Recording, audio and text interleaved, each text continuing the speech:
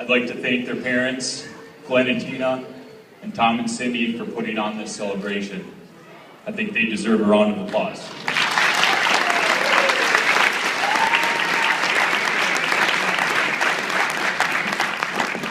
Sam, I gotta say, you look gorgeous. Brendan, you look great. Bridesmaids, you look wonderful.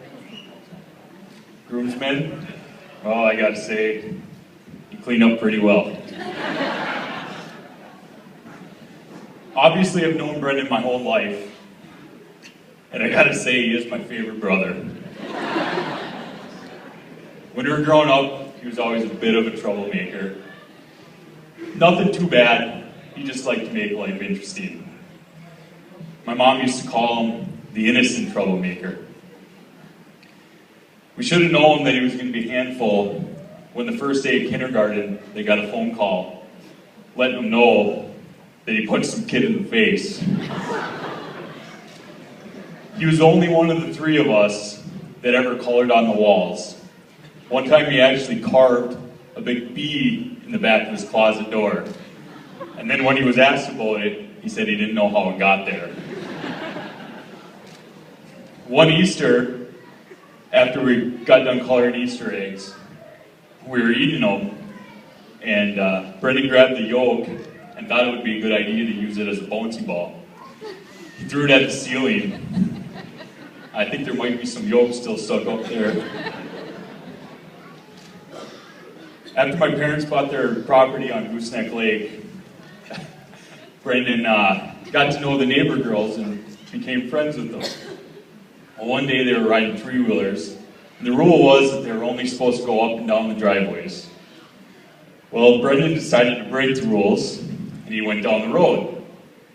Something that he didn't expect happened. A truck came down the road. Well, Brendan pulled off to the side, and somehow, as the truck went by, he hit the gas, ran right in the side of the truck. He freaked out, jumped off as the guy got out of the truck to see how he was doing. He went into stranger danger mode and took off, went running back to camp. Everything ended well. Brendan was okay. The guy brought the three-wheeler back. He ended up knowing my parents, and he was just concerned how Brendan was. The one thing that I think might have calmed Brendan down a little bit was when he started the forest fire. Well, it wasn't quite a forest fire, but it could have been. Thankfully, our cousin was there, and the neighbors were around to help put out the fire. He was lighting some pollen on fire because it would poof when he lit it. Well, that little poof started some leaves on fire, then some grass, then a tree. Still to this day, there's about a 12 by 10 foot area that you can tell was burned down. Luckily, the other people, my cousin and the neighbors were there to help put it out. Otherwise, if it would have been just Brendan and my mom, she would have panicked. I know that's hard to believe, but... And they would have been running buckets of water up the hill from the lake, and it would have been like little rascals by the time they got the water to the fire, but an inch of water in the bottom. So it would have been a disaster, but it ended well. Brendan caused some trouble, nothing major, but I like to think that it built character. He turned out pretty damn good after all this, and I'd like to say that Sam probably helped out in that. When they first met, I thought they were two little punks that were good for each other. Now, they're two grown, responsible adults that are perfect for each other.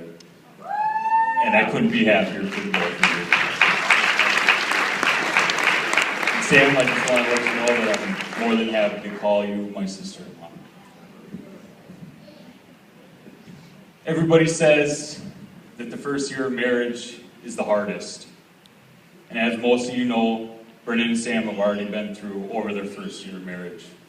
And I'd have to say that their road has been a little bit rockier than most.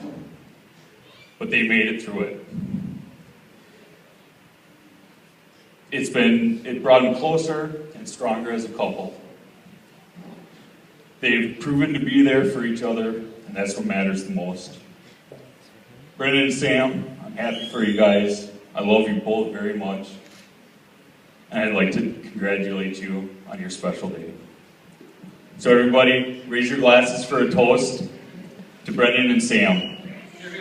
Cheers.